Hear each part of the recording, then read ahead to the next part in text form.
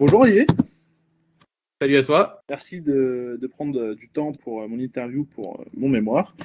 Est-ce que tu pourrais potentiellement te présenter ton parcours, ce que tu as fait dans ta vie? Ouais, tout à fait. Donc moi, je suis Olivier Lambert, cofondateur de la société Vates, créée en 2012. Donc mon parcours, moi, je suis un technique à l'origine, je suis un administrateur réseau et système.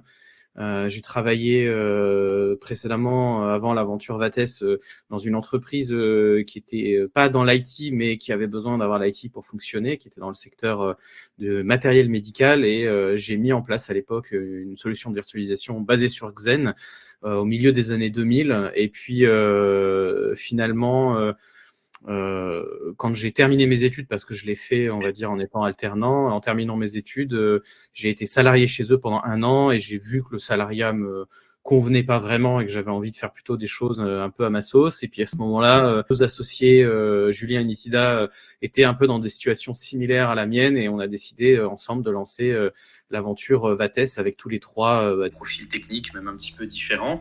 Et puis, voilà, c'est comme ça qu'on a commencé et que l'histoire a commencé. Et effectivement, comme tu peux le voir, j'ai un parcours qui forcément n'était pas adapté à l'entrepreneuriat dans l'absolu. On n'en vient pas du monde, ni moi ni mes associés, du marketing ou même de master d'entrepreneur ou ce genre de choses. Donc voilà, c'était pas écrit à l'avance que je crée mon entreprise. Voilà pour le petit tour pré-création de Vates, quoi. Ok. Et ben du coup, deuxième question, comment t'es née l'idée de créer Vates justement? Et quel Alors c'est très besoin vous aviez ouais. pour que vous souhaitez adresser, je veux dire, en créant Vates? Ouais, alors en fait, c'est assez marrant parce que l'histoire, elle est souvent, hein, c'est jamais linéaire. L'idée de créer une entreprise qui fait de l'open source, elle remonte à mon année en Angleterre en bachelor in computer science que j'ai fait dans une université d'Oxford. Il y en a plusieurs, hein, c'est pas forcément la plus prestigieuse, mais dans une université à Oxford, où je suis parti avec on va dire, des copains, des camarades de classe, avec qui on avait fait l'IUT génie logiciel. On est partis ensemble et ils étaient bien plus forts que moi sur beaucoup de domaines techniques et j'ai beaucoup appris avec eux. Et on va dire que c'était peut-être l'ère anglais, mais en tout cas à ce moment-là, je me suis dit que avec des gens très qualifiés en open source, il y avait peut-être moyen de faire quelque chose par soi-même, de créer une structure. Et on est en 2006 à ce moment-là, donc c'est une idée qui a germé cette année-là dans ma tête et que j'ai pas transformée tout de suite. J'ai fini mes études, j'ai commencé par être salarié pendant presque 2 ans, et donc on se retrouve, comme je disais juste avant, dans cette situation où le salariat, je me sens un petit peu à l'étroit finalement. Mes futurs associés, pareil, on se dit, bon voilà, moi j'ai une grosse appétence pour l'open source, j'ai envie de monter quelque chose, et si on faisait du service open source ou de l'intégration de logiciels open source pour des boîtes de la région autour de Grenoble, là où on est basé et là où on a fait nos études tous les trois. Et c'est comme ça qu'est née l'idée de se dire, c'est parti. Il n'y avait pas une idée de produit, il n'y avait pas une idée spécifique, c'était vraiment de dire, voilà, on va adresser des demandes des gens. Vous avez besoin d'une database, on va vous intégrer du PostgreSQL. Vous avez besoin d'une appli web, on va vous la coder ou on va utiliser une base existante en open source. Et c'est vraiment ce travail d'intégrateurs, développeurs de solutions pour des entreprises de la région. Et c'est comme ça que Vates a commencé à l'origine. Donc tu vois, il n'y avait pas de plan particulier sur les 10-15 prochaines années. On est parti un peu la fleur au fusil et finalement, assez rapidement dans le début de la vie de Vates, on s'est rendu compte que c'était pas ce qui nous intéressait vraiment. On aimait bien notre liberté de faire nos choix, mais d'être intégrateur, on se sentait limité, si tu veux, dans la façon dont on pouvait travailler avec les gens, le fait que les projets, parfois, ils s'embourbent un petit peu parce que les gens ont des besoins qui évoluent, etc. Et en parallèle, au tout début, on a décidé, pour nos besoins internes, de créer une console web qui s'appelait déjà à l'époque Zen Orchestra, qui servait on va dire, administrer des machines virtuelles au-dessus de Xen Server ou même XCP à l'époque, qui était la version open source de Xen Server au tout début des années 2010, et le faire pour nous, pour nos besoins, parce qu'il n'existait qu'une console sous Windows pour administrer, qui n'était pas web, et nous on est vraiment dire des enfants du web. Nous, c'est les techno-web qu'on utilise principalement et pas les clients lourds. Donc, on a décidé de lancer ça pour nous. Et j'étais le premier client avec mon rôle d'administrateur système, de faire tourner des machines virtuelles pour nos clients et d'avoir une interface qui permet de le faire. Et on s'est rendu compte que il y avait beaucoup de gens finalement qui attendaient quelque chose comme ça. Et ça a été pour nous le début de la deuxième vie de Vates, puisque là on vient de voir la première, et le début de la deuxième vie, c'est de se dire on veut devenir éditeur, on veut faire notre propre solution, on veut la développer et on veut en vivre. Et c'est effectivement une période charnière chez Vates où tu peux pas faire les deux en même temps. Tu peux pas à la fois continuer à faire du service et de l'intégration et développer ton produit commercial que tu vas vendre après. C'est pas possible, il faut faire des choix. Donc on a fait le choix de développer le produit et donc d'arrêter de faire de l'intégration open source pour devenir éditeur. Et pour y arriver, parce qu'on n'avait pas assez de sous, on est parti chacun avec 3 000 € à la base dans Vates, tous les trois à parts égales, donc ça fait pas beaucoup de trésorerie. Ça a été de faire ce qu'on appelle un seed round, donc une première petite levée. Seed comme une graine, SEED, et on l'a fait avec les Business Angels de Grenoble, fin 2014, début 2015. On a réussi à lever, c'était pas une très grosse somme, ça devait être 70 000 ou 80 000 €, pas un très très gros montant, mais ça nous a permis de faire la bascule et de changer de mission chez Vates, de passer d'intégrateur, développeur à éditeur d'une solution spécifique qu'on a décidé de vendre sur notre site web partout dans le monde, j'allais dire, depuis notre site internet. Et ça, c'est, on va dire, 2015, le début de cette nouvelle ère de Vates, où d'ailleurs, on a commencé à recruter notre premier salarié début 2015 et de commercialiser dans la foulée, courant 2015, notre solution sur internet. Et dans cette deuxième vie, on a réussi à être rentable assez rapidement, finalement, puisque dès 2016, en un an, on a atteint le seuil de rentabilité, on a pu commencer à grandir. Donc ça, c'est vraiment cette deuxième phase de Vates. Alors, je fais une longue, peut-être que ça répondra à toutes tes questions par la suite, mais je te fais l'histoire comme ça, à toi de voir ce que tu prends. Et donc, dans cette deuxième vie, elle a duré 3 ans quasiment, 2 ans et demi, on va dire, puisque on a commencé à discuter beaucoup avec les boîtes qui étaient nos clients partout dans le monde, beaucoup aux États-Unis parce que c'est là où il y avait beaucoup de Xen Server, de Citrix, et comme on était l'interface à Xen Server, c'était logique que nos clients soient là où il y a l'outil. Donc dès le départ, Vates a été tourné quasiment exclusivement à l'international. Et fin 2017, on est convié par les product managers de Xen Server à Cambridge pour discuter de l'avenir de Xen Server qui avait été open sourcé entre-temps en 2013. Et ils nous disent, nous, la version open source, on comprend pas comment marche l'open source, c'est nul. On va donc tuer la version gratuite, on va enlever plein de fonctionnalités. Et à ce moment-là, on est autour de la table et on leur explique, bon, déjà, c'est gentil de nous inviter pour qu'on en discute, mais c'est une très mauvaise idée. Si vous faites ça, les gens vont pas être contents d'une, et de deux, vous êtes déjà 95% open source. Quand les gens sont pas contents d'un projet, nous, on connaît bien le monde de l'open source, on va vous dire ce qui va se passer, c'est qu'il y a des gens qui vont forker. Et en disant il y a des gens qui vont forker, à aucun instant on pensait le faire nous-mêmes, parce que nous, comme je te disais, on est des gens qui viennent du web, on n'est pas des développeurs kernel ou hyperviseurs, donc on n'avait absolument pas ne serait-ce que l'idée de le faire. Et en fait, leur réaction nous a fait prendre conscience. Ils ont explosé de rire en disant « mais vous avez qu'à forker vous-même, de toute façon ça ne marchera jamais, pourquoi les gens iraient voir la copie, nous on est Citrix, vous êtes personne ». Et ils nous ont un petit peu poliment, je dirais, challengé par rapport à ça. Et donc on est sorti de cette réunion quasiment convaincu du fait qu'il fallait qu'on forque le Xen Server et qu'on prenne notre destinée en main, d'avoir pas que la plateforme de virtualisation, d'orchestration au-dessus, Xen Orchestra, mais de faire carrément un fork, une copie du code et reprendre le projet à notre compte de Xen Server. Évidemment, c'est une grosse décision pour Vates, mais de toute façon, on peut pas rien faire puisqu'ils tuent la version gratuite et la moitié de nos clients payants à l'époque qui sont sur la version gratuite, la moitié de nos clients à nous, 50% ne payent pas pour Xen Server. Donc le danger, il est fort pour notre business. On a deux choix, c'est soit on fork, soit on est un orchestrateur agnostique et on se met à orchestrer d'autres plateformes de virtualisation. Ça nous dit pas trop parce qu'on connaît bien le monde Xen, c'est un outil qu'on connaît bien, on est connu dans la communauté, et donc on se dit pourquoi pas donc faire ce fork, cette plateforme de virtualisation. Mais à ce moment-là, on est fin 2017, début 2018. Si ça devait représenter quelque chose, cette époque, c'est le creux de la vague de la virtualisation, parce que VMware étant leader incontestable et incontesté du marché, lancer une plateforme de virtualisation en 2018 et pas en 2008, ça paraît un petit peu osé parce que c'est plus du tout sexy, plus personne n'en parle, tout le monde s'en fout. Tout le monde parle de conteneurs et même déjà de Kubernetes à l'époque, et on se pose nous-mêmes la question, est-ce que c'est bien raisonnable de faire ça?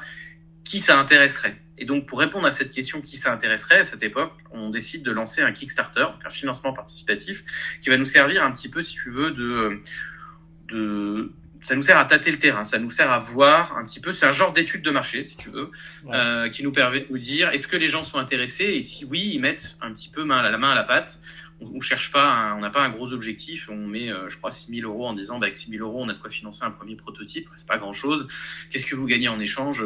3 t-shirts, des mugs. Enfin voilà, il n'y a pas de garantie plus que ça. On va essayer de faire le max. Et en fait, on explose tous les objectifs en moins de 24 heures et on est arrivé à quasiment ce qu'on avait levé en 2015 avec les Business Angels.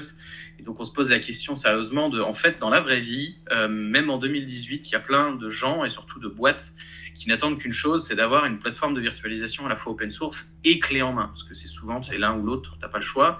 Et ce qui fait un petit peu la force de XenServer, c'est d'avoir fait une plateforme qui est à la fois facile à déployer si on ne connaît pas Linux et en même temps qui est composée d'open source. Et on se dit, il y a quelque chose à faire, on se lance dans l'aventure. Et là, on arrive dans la troisième vie de Vates, qui est la période de création de la stack complète, c'est-à-dire la plateforme de Virtu de l'orchestrateur en descendant jusqu'à l'hyperviseur. Et évidemment, c'est pas facile puisque développer un hyperviseur, développer un OS, une distribution, c'est un autre métier que de faire de l'orchestration et ça a nécessité de recruter des gens et de monter en compétences. Ça coûte beaucoup d'argent et donc c'est quelque chose sur lequel on s'est lancé. Il y avait des risques, on a mis du temps à avoir, j'allais dire, un niveau de connaissance et de maturité de la plateforme qui était pas mal, mais est arrivé effectivement en 2022 finalement la quatrième vie de Vates qui est celle du changement de taille, voilà, avec l'arrivée de Broadcom. Et c'est là après effectivement je pourrais parler de cette partie dans une de tes questions d'après si tu veux sur qu'est-ce que c'est l'arrivée de Broadcom par rapport à Vates, et que si je compte comme une quatrième vie entre guillemets de l'entreprise, c'est bien parce que ça a fait des changements majeurs chez nous. Justement, c'est pendant tes premières années, du coup, pendant après la création de Vates, ça a été quoi tes plus grands défis que tu as rencontrés pour arriver à là où tu en es actuellement?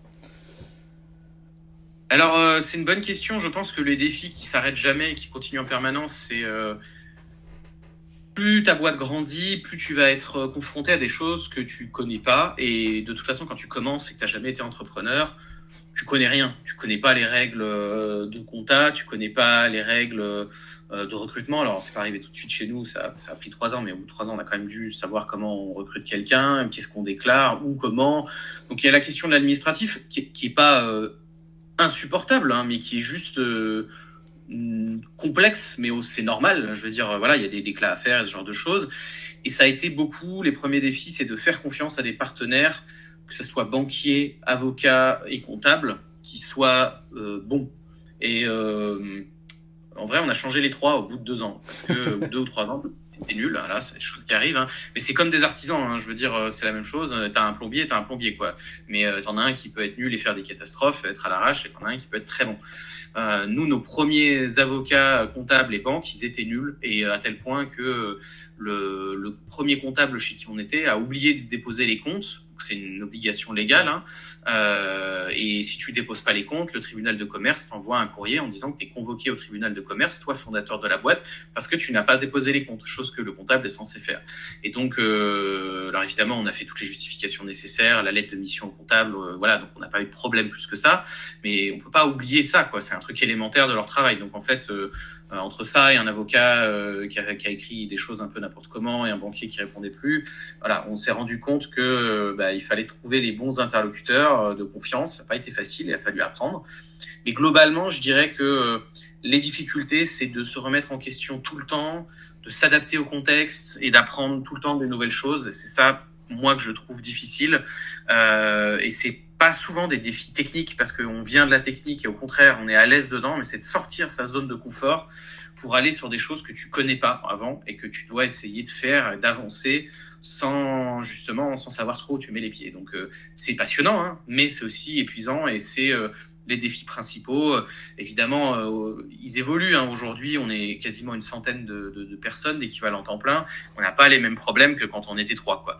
Et c'est pas forcément plus compliqué en soi, mais c'est différent. Et à chaque fois, quand la boîte elle évolue, et surtout quand elle grandit vite, et ben tu es confronté à plein de défis qui sont super intéressants, mais voilà, qui nécessitent vraiment aussi, pour moi c'est quelque chose d'important, la capacité à s'entourer. Donc je parlais de comptables, d'avocats et de banquiers, mais pas que, de mentors potentiels, de gens qui peuvent t'aider, te donner des conseils. Donc toujours trouver l'équilibre entre écouter ce que les autres ont à te dire et en même temps t'écouter toi-même, parce que ça reste ta boîte, c'est celle de tes associés, et que tout le monde a sa façon de voir le monde et que c'est pas forcément la bonne façon, et que on a dû apprendre à s'écouter. C'est-à-dire on était vraiment débutants, hein, c'est notre première entreprise, donc voilà, on n'a pas d'expérience avant.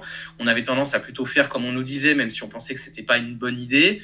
On s'est rendu compte que c'était souvent pas une bonne idée, et donc finalement on a appris justement à prendre les conseils des gens et à les rendre pertinents dans notre contexte, mais toujours en gardant une oreille quand même, en n'étant pas juste en disant c'est moi qui ai raison, mais en étant ouvert. Donc voilà, je pense que c'est ça les défis principaux quand tu es un entrepreneur, et je pense que c'est valable d'ailleurs pour un peu toutes les boîtes, mais pas forcément que dans l'informatique, quoi.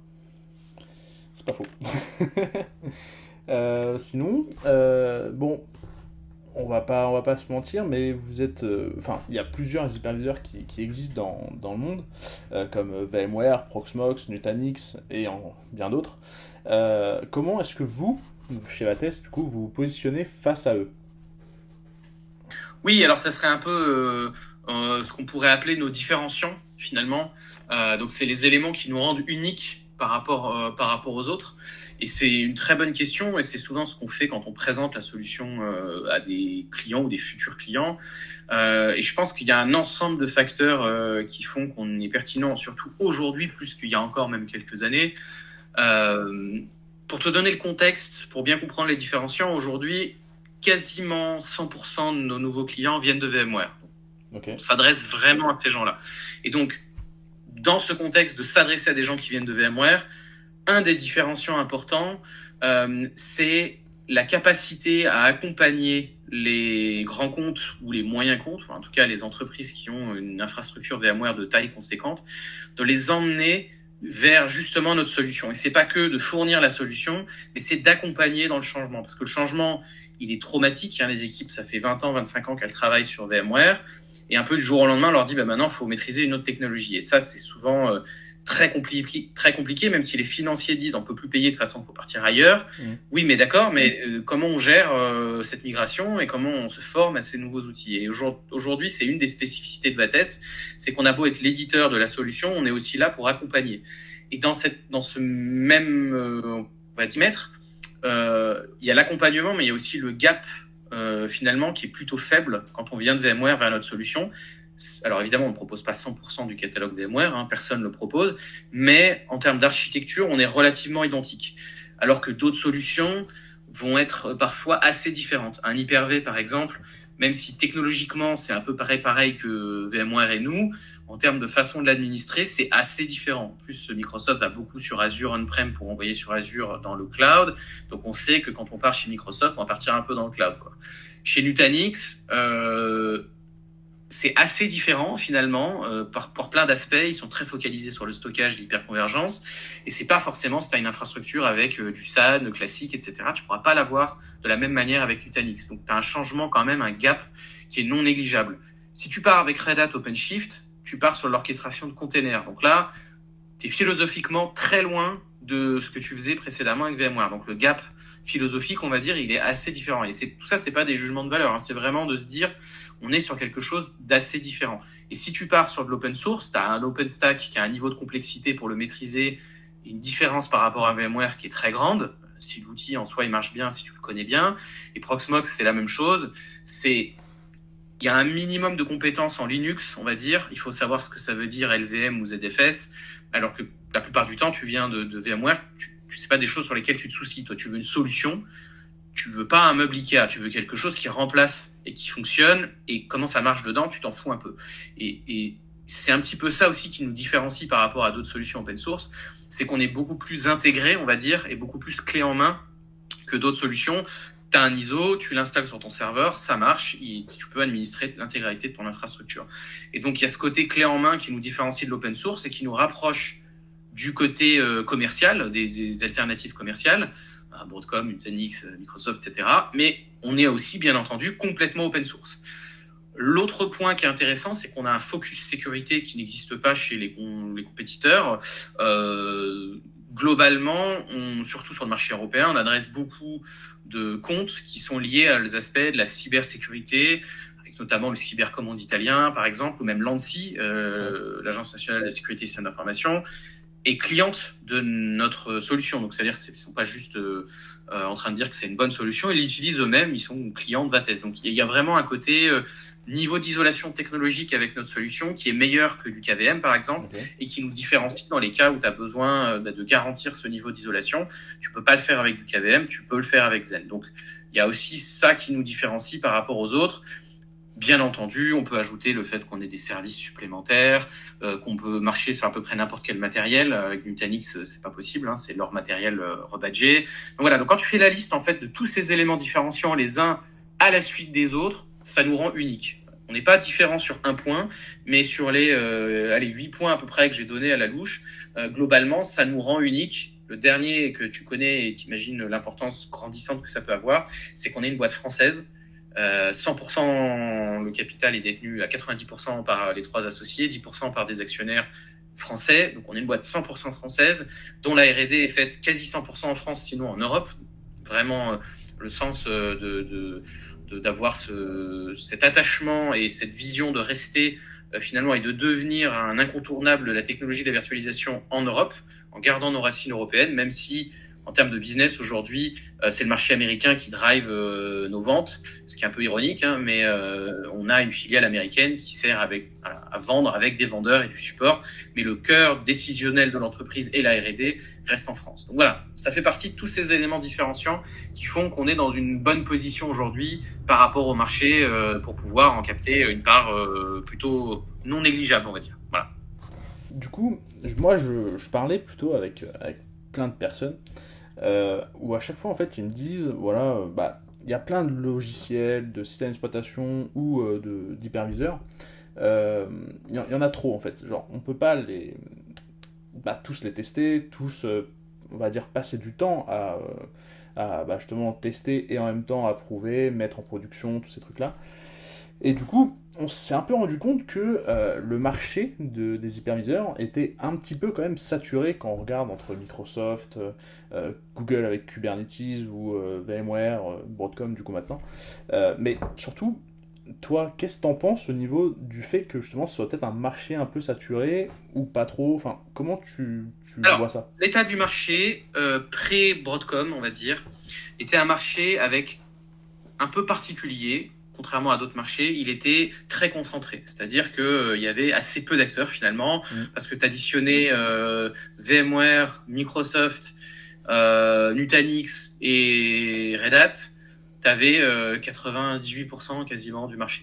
Et en fait, c'est une situation pas forcément classique dans le monde de l'IT, puisque si tu prends le monde des firewalls, par exemple, il y a 40-50 acteurs. Et c'est normal.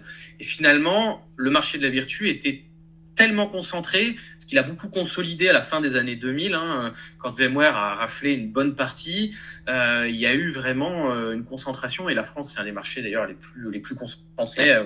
VMware, c'est quasiment en termes de part de marché, son meilleur marché à l'échelle mondiale, en termes de pourcentage de pénétration du marché. Donc très concentré, et là, avec Broadcom qui arrive, là par contre, toutes les cartes sont rabattues, et on va retomber, ça arrive souvent quand il y a un événement de marché, on appelle ça comme ça.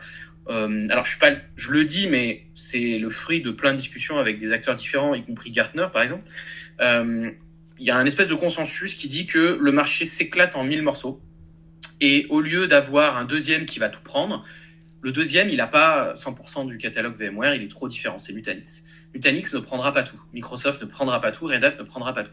Et donc ces miettes de dizaines de milliards laissées par Broadcom, c'est très grosses miettes, hein, Oui.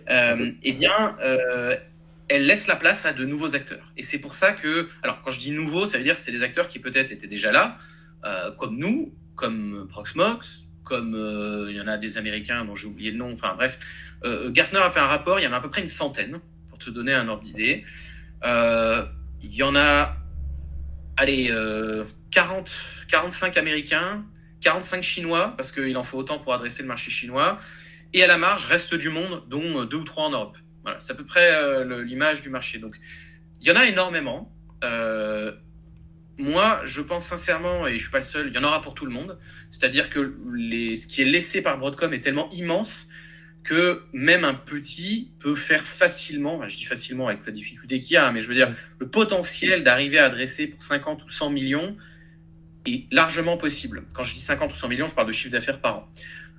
Le marché représentant des dizaines de milliards, ce n'est pas impossible qu'il y en ait 10 ou 15 qui s'attribuent chacun 100 millions. Ça passe largement, ça fait même pas beaucoup.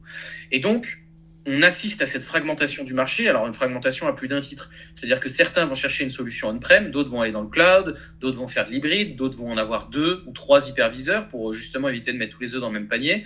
Et donc, il se passe une espèce de complexification du marché, comme tu dis, il y a plein de choix, il y a plein de choses possibles. Et en fait, pour moi, c'est mieux. On retrouve une espèce de biodiversité sur le marché où on était vraiment sur de la monoculture et maintenant, les gens se posent la question de mieux sourcer en fonction de leurs besoins. Peut-être qu'en fait, avoir du VMware pour tout, c'est pas très logique. Peut-être que dans certains domaines, c'est plus logique d'avoir si tu es un très Linuxien très fort qui connaît très bien Linux, pourquoi pas du Proxmox. Si tu veux un truc qui marche et qui soit open source, pourquoi pas chez nous. Si tu veux l'hyperconvergence Top Moumout et que tu as budget limité, tu peux partir chez Nutanix. Et peut-être à avoir justement un peu de diversité. Ceux qui ont le plus mal, entre guillemets, dans le marché qui en rend de la diversité, c'est les éditeurs qui fournissent des solutions de sauvegarde ou de solutions qui sont validées sur des hyperviseurs. C'était cool avant Broadcom, ils avaient dans le pire des cas, ils avaient 3 vendeurs à être compatibles et puis c'était terminé, ou même juste Microsoft et VMware, ou même juste VMware, tu avais 80% du marché. Je pense à des Vim, je pense à des Commvault, voilà, enfin, ces boîtes qui sont compatibles. Pour eux, c'est un cauchemar parce que du jour au lendemain, il va falloir qu'ils parient sur les bons chevaux et faire du travail de R&D, adapter le produit, pas que ça coûte trop cher, qu'il y ait assez de clients. Donc, c'est pour ça qu'ils sont un peu entre guillemets attentistes parfois pour regarder ce qui se passe. Mais moi, je suis persuadé que le marché va pas reconsolider tout de suite. Il y aura une phase de reconsolidation comme tous les marchés. Au bout d'un moment, il y en a quelques-uns qui se dégagent et qui prennent le gros du morceau.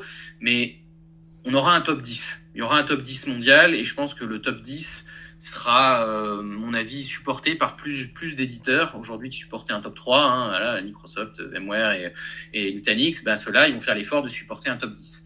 Et ce top 10, notre objectif, c'est évidemment d'être dedans et idéalement d'être top 5 ou top 6, quoi. Parce qu'évidemment, on ne dépassera pas Nutanix, mais notre vision, c'est sur les 5 prochaines années, le temps que les gens migrent, 2030, il y aura plus de la moitié ou 3/4 des entreprises qui auront migré sur autre chose.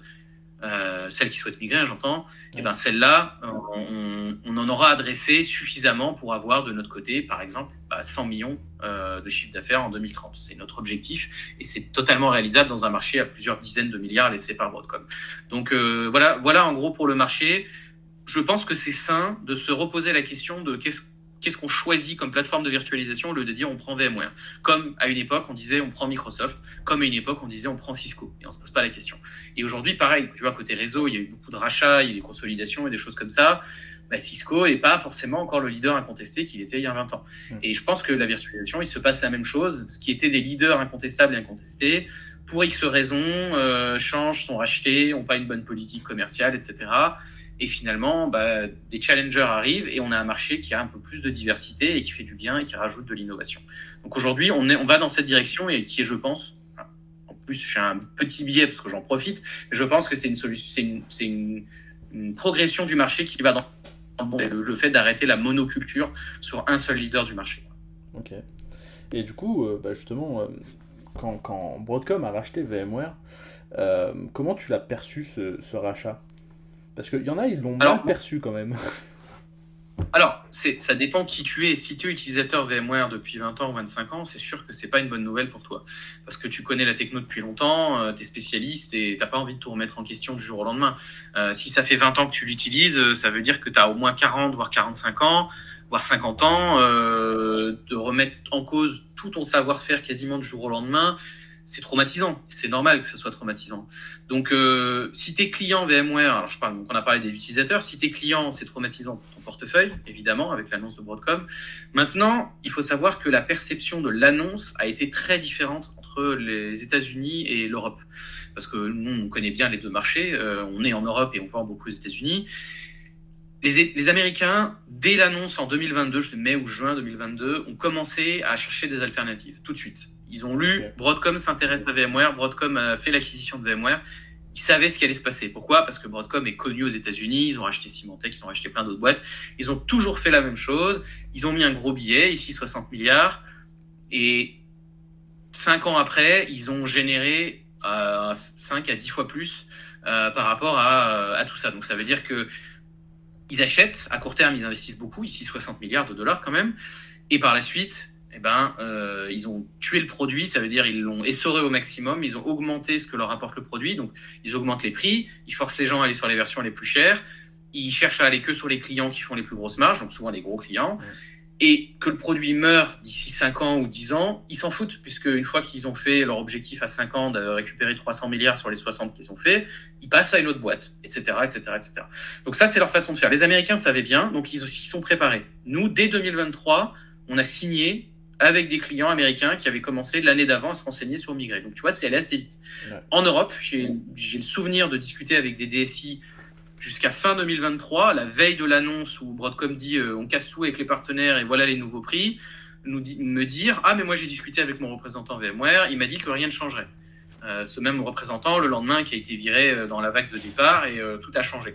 Donc je pense que côté européen, on a beaucoup transpiré en espérant que rien ne se passe et rien ne change, parce que on a eu la flemme de faire autre chose et de se préparer à un changement de cette importance. Parce que et c'est humain, on pensait pas que Broadcom serait aussi violent dans la façon de faire, mais si on avait regardé son passé, on aurait su que c'était ce qui allait nous tomber dessus. Nous, on savait que ça allait se passer, on en était persuadés, pas aussi vite non plus, d'ailleurs, même nous, on a été surpris par la violence de Broadcom, mais voilà, c'est arrivé très vite, et l'Europe a, je dirais, en moyenne, 3 ans de retard par rapport aux États-Unis sur la maturité de passer sur une alternative. Donc aujourd'hui, on n'est pas encore massivement en train de migrer. Aux États-Unis, ça a commencé depuis 2023, mais on a compris qu'il fallait le faire. Donc je pense que dès l'année prochaine, les choses vont commencer à changer massivement en Europe là-dessus. Mais voilà comment je l'ai perçu. Et nous, évidemment, je l'ai perçu comme une excellente nouvelle, une opportunité. Dès que je l'ai appris, le jour même, notre stratégie, elle était quasiment sûre et certaine et arrêtée en disant maintenant, ces gens-là, il faut qu'on les récupère. Les gens qui veulent partir, il faut qu'ils aillent chez nous. Et on a focus notre entreprise à la fois sur le produit, en changeant la façon dont on vendait le produit pour être plus simple, en regroupant tous nos produits dans une seule offre, et plus tard, pour adresser les grands comptes, une notion de service qui nous permet d'aider ces grands comptes à faire cette migration. Parce qu'aujourd'hui, on en adresse pas mal des grands comptes et ils ont besoin d'avoir cette, cette assistance de l'éditeur pour les aider à passer. Donc voilà, nous, on a vu l'opportunité, on a sauté dessus à pieds joints et aujourd'hui, c'est ce qui fait qu'on est en très forte croissance. Ok. T'as répondu à ma prochaine question, du coup. Nickel. D'après, du coup. Et du coup, justement, vu que t'en parlais de la migration, vous, chez Vates, normalement, si je dis pas de bêtises, vous avez un outil pour migrer de VMware à Vates. Tu peux nous en dire un petit peu plus sur ce petit produit qui a... Comme je t'ai dit, notre stratégie, elle a été claire finalement dès 2022. Et donc, dès 2022, on s'est mis à se dire, il faut qu'on facilite la migration de ces gens vers nos solutions. Il faut qu'on développe un outil. Et donc, on a commencé à développer un outil qui va, depuis l'interface de Xen Orchestra, se connecter sur un ES60, se connecter sur un VMware, afficher les VM, que tu puisses cocher, les sélectionner et dire, voilà, maintenant, tu les déplaces, tu les migres, tu les envoies vers notre plateforme de virtualisation. Alors, ça n'a pas été simple, et ça fait aujourd'hui quasiment 3 ans qu'on développe l'outil. Ça commence à marcher pour 90% des machines virtuelles. Il y a toujours des exceptions parce que les formats chez VMware ont évolué, les API ont évolué.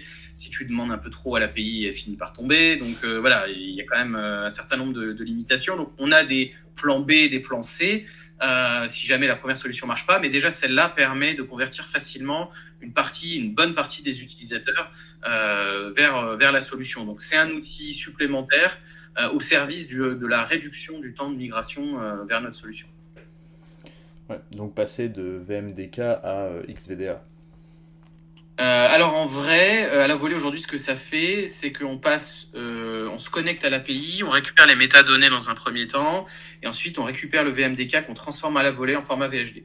Et donc il y a une transformation du format qui se fait dans le stream de copie, quoi. Ok. Donc ça me permet d'être plutôt efficace et de minimiser le temps où la VM est éteinte au maximum, en disant on fait une première réplication, on va dire, côté Vates, pendant que la machine elle tourne sur un de ces snapshots. Ensuite, on éteint la machine côté VMware et on fait le différentiel et on envoie vers nous. Donc, on limite le downtime et on est capable de redémarrer plutôt rapidement.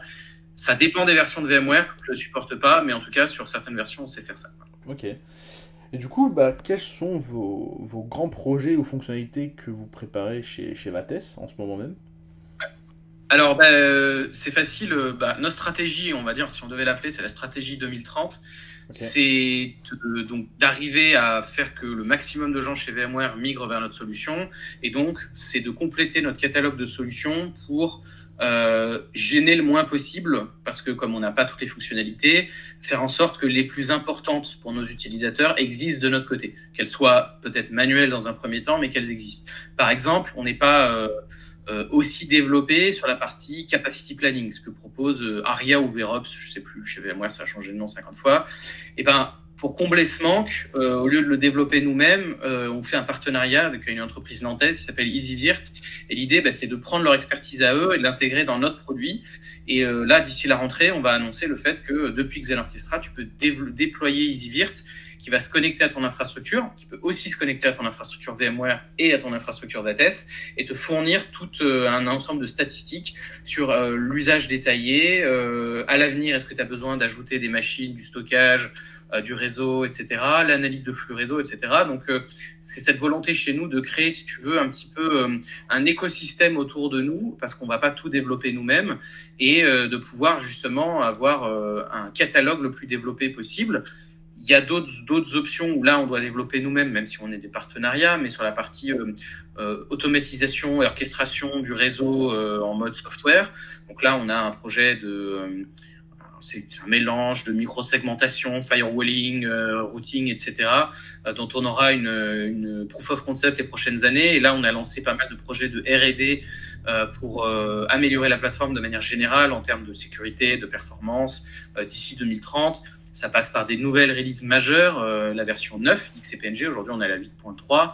On a une version 9 qu'on devrait sortir dans les prochaines années, en espérant d'avoir une pré-alpha d'ici la fin de cette année, qui soit en utilisant des composants beaucoup plus récents, et aussi qui à terme tourne sur des architectures CPU différentes. Aujourd'hui, on tourne que sur du l'AMD ou Intel, donc du x86. On a les plans de tourner aussi sur de l'ARM. On a un partenariat avec Ampere qui fabrique des processeurs ARM. On discute avec Cyperl qui fabrique aussi des processeurs ARM mais qui est européen. Donc il y a plus long terme de ces 2030, parce que si tu veux, Broadcom, c'est notre opportunité de devenir une boîte qui a les épaules assez solides pour devenir l'acteur industriel majeur européen de la virtualisation. Donc on va dire la référence européenne là-dessus, parce qu'on a un savoir-faire un petit peu unique. Et non content de ça, d'aller au-delà de 2030 et justement de travailler avec des acteurs, on va dire, pour qui l'autonomie stratégique ou la souveraineté est très importante. On peut penser à des acteurs étatiques, des acteurs de la défense, mais pas que. Ça peut être le médical, des opérateurs d'importance vitale, on appelle les OIV. Travailler avec eux parce qu'on a une couche de virtualisation qui est très sécurisée, et pourquoi pas travailler avec du matériel qui a été designé aussi en Europe. C'est pour ça qu'on fait aussi beaucoup de R&D chez nous. On travaille à adapter la plateforme, pas que sur de l'ARM, mais potentiellement plus loin encore, sur l'architecture RISC-V, qui est une architecture open hardware. Donc là, on parle dans plus de 5 ans, plutôt 10 ans, et on a déjà des plans, on va dire, de stratégie, d'aller au-delà de Broadcom et d'être, comme je disais, un acteur industriel. On pourrait citer comme un Dassault ou un Airbus, si tu veux, mais à l'échelle de la virtualisation. Donc ça, c'est vraiment notre vision en tant que fondateur, puisque c'est toujours nous qui sommes à la tête de l'entreprise et on n'a pas envie que ça change. On n'a pas de plan de sortie de se faire racheter par une autre grosse boîte. Donc on travaille vraiment sur le long terme chez Vates, et c'est cette ambition qu'on a de répondre d'un point de vue technologique, mais aussi politique, on va dire, aux enjeux de la souveraineté technologique, et d'être sûr que cette partie virtualisation, elle soit maîtrisée et pas juste utilisée. C'est pas juste utiliser Linux ou KVM, c'est maîtriser l'hyperviseur, maîtriser Xen, pour avoir ce savoir-faire chez nous en France et en Europe. Voilà un petit peu le plan à moyen et long terme chez Vates. Alors, au début de notre échange, tu as parlé de Docker, de Cube aussi. Mais du coup, comment tu penses que justement l'écosystème des infrastructures virtuelles qu'on utilise donc sous XCP, VMware, etc., euh, va évoluer dans les prochaines années? Alors, c'est une très bonne question. Tout qu'on a pu le voir en première main, effectivement, qu'on se sentait un peu pas déclassé, mais on annonçait beaucoup au milieu des années 2010 la fin de la virtualisation. Tout le monde va passer à du container. Et bon, c'est surtout les gens de Docker qui disaient ça. Mais en vérité, on s'est rendu compte que c'est pas aussi simple et que souvent, ce qui se passe, c'est que les besoins s'additionnent et ne se remplacent pas. Il y a un très bon exemple, c'est le cloud public. Le cloud public n'a pas remplacé l'on-prem. Le on-prem, d'avoir ses serveurs chez soi, les ventes de serveurs par an, elles ne diminuent pas. Elles sont à minima constante ou en légère augmentation. Okay. Ce qui veut dire que on a ajouté des capacités supplémentaires dans des façons de faire différentes, mais elles ne remplacent pas la première. Et on le voit beaucoup avec les conteneurs. Aujourd'hui, tous les gens qu'on voit, et qui ne sont même pas forcément des clients, et on en voit beaucoup, 99%, allez, 98% du temps, les containers tournent dans des machines virtuelles. Il y a beaucoup de raisons. La première, c'est qu'il y a quand même des sysadmins quelque part, à un moment ou à un autre, qui ont besoin de changer quelque chose dans un serveur. Et quand ils veulent faire ça, eh ben, ils ont besoin de migrer à chaud les choses, que ça ne va pas, et que la couche de DevOps, elle s'en rende même pas compte. Et il y a toujours besoin de ça, il y a toujours besoin de VM pour des services qui sont pas prêts à être mis dans des containers, ou un niveau d'isolation et de sécurité qui peut pas être fait avec des containers. Bien sûr, il y a des solutions un peu intermédiaires, comme les micro-VM, etc., etc., mais aujourd'hui, on est quand même dans l'image de, finalement, les containers sont une abstraction supplémentaire, mais qui n'a pas remplacé les machines virtuelles. Donc, je peux dire avec relativement de la tranquillité, dans les 10 prochaines années, ça disparaîtra pas. Les VM seront toujours la couche basse d'isolation des services. Ceci dit, il ne faut pas ignorer les conteneurs, et ils sont arrivés, ça a révolutionné le monde des développeurs qui ne pouvaient plus avoir l'excuse de « ça marche sur ma machine ». Ils peuvent aujourd'hui, effectivement, packager eux-mêmes de manière relativement simple, mais au final, ça part en prod. Que tu partes chez AWS ou GCP, c'est dans des VM au final, même si tu t'en rends pas compte. Et donc, les VM seront toujours là, mais ce super usage, c'est à nous, éditeurs d'une solution de virtualisation, de rendre l'usage des containers, des orchestrateurs de containers, Kubernetes, facile à utiliser au-dessus de notre solution. C'est pour ça que chez Vates, on a créé une équipe DevOps Tools qui aujourd'hui a la mission de connecter les outils tierce parties d'infrastructure as code, de Kubernetes, de containers, à pouvoir utiliser notre API et facilement, on va dire, abstraire le fait que ta recette, elle tourne chez AWS ou elle tourne chez toi avec du XCP et du Xen Orchestra. Et ça, c'est super important. Et pour moi, les plateformes de virtualisation doivent comprendre ça, doivent faire l'effort de ne pas laisser forcément que la communauté faire tous ces plugins et tous ces outils tierce partie, mais doivent vraiment être proactives. Et chez nous, aujourd'hui, c'est un investissement qu'on fait.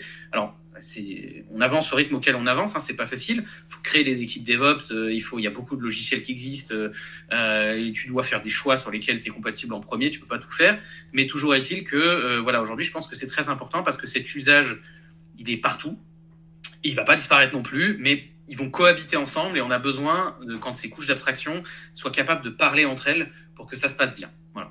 Est-ce que potentiellement tu as un message aux utilisateurs ou aux futurs clients, futures entreprises qui hésitent à franchir le pas du coup d'aller sur XCP-ng et XOA?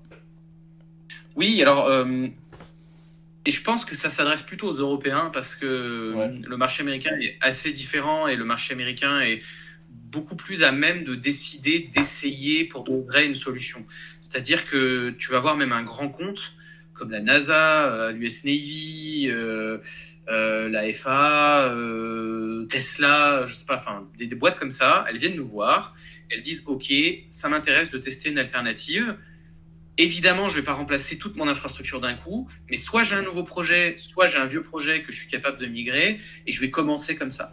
Et je pense que c'est la bonne approche de dire si tu regardes la montagne de loin, tu te dis c'est infranchissable. Mais si tu commences par essayer de te dire ok, je vais faire un premier cluster de 3 machines, 5 machines, 10 machines, et te dire je vais mettre soit mes nouveaux projets, soit une partie des anciens projets que je migre dessus, peut-être les moins critiques, comme ça tu prends pas de risque, et tu vois que ça fonctionne bien, tes équipes sont contentes, et petit à petit, ça fait tache d'huile, j'allais dire, et l'usage devient de plus en plus développé.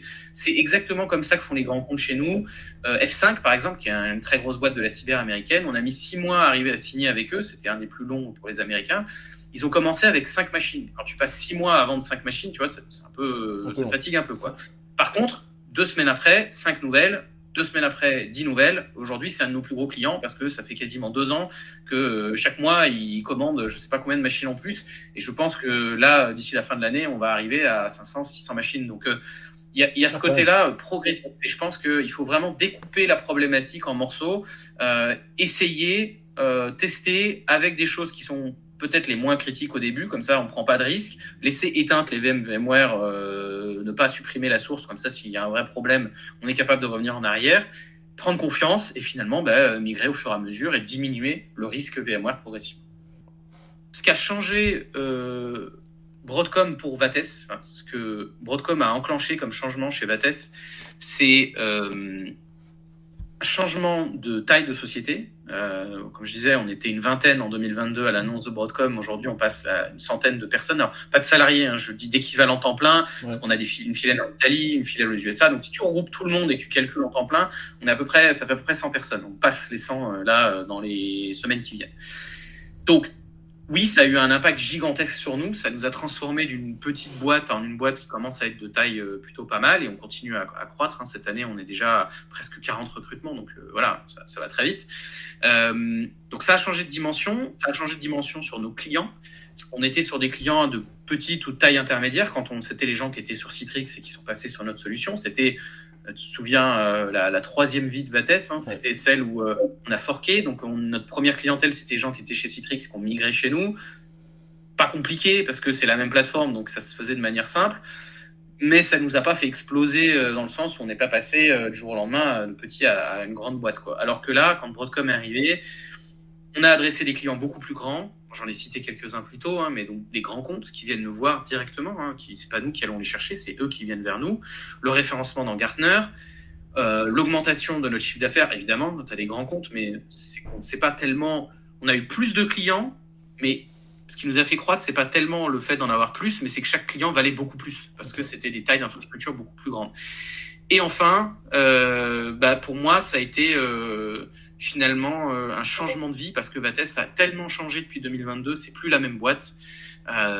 Aujourd'hui, on a dû s'organiser. Il y avait le défi de s'organiser malgré la croissance en gardant notre identité qui on est.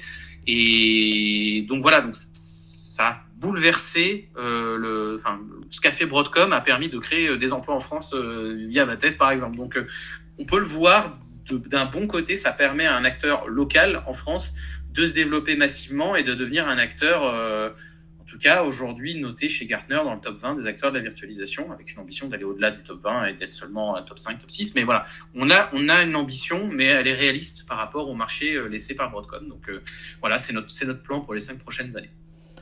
Merci beaucoup pour voilà. cet entretien.